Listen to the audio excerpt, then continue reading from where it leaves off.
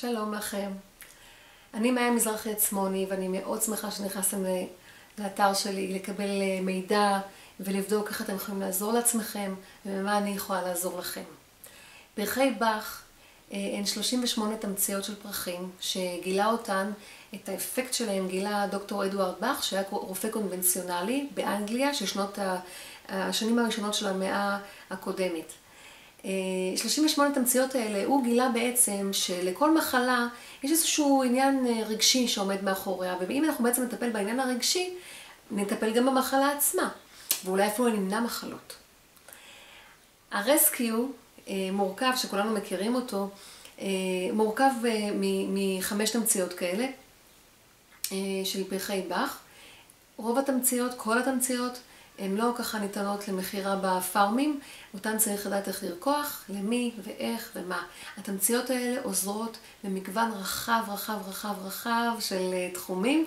כל התחומים אתם יכולים לקרוא עליהם פה באתר, ממש כאן מתחתיי, את הרשימה הגדולה, במה זה יכול לעזור. אני יכולה לומר לכם שזה עוזר בבעיות של נאמר פריון והיריון, בבעיות של קשב וריכוז, בבעיות של חרדה ודאגות, מתחים, גיל המעבר, הרבה, שינה, גמילה, מה לא.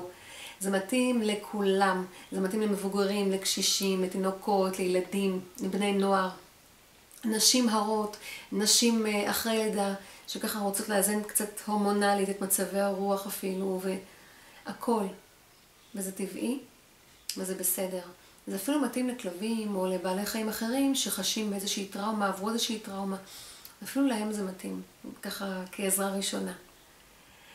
אז אני מזמינה אתכם לקרוא עוד מהמאמרים שלי, להתוודע על התחום הזה היפה של רפואת תדרים, לראות איך זה יכול להשפיע, הרי אנחנו יודעים שגוף ונפש מחוברים וקשורים, משפיעים אחד על השני. כמובן שאם אנחנו נעזור לעצמנו מבחינה רגשית ונאזן את עצמנו מבחינה רגשית, אנחנו יכולים למנוע מחלות עתידיות.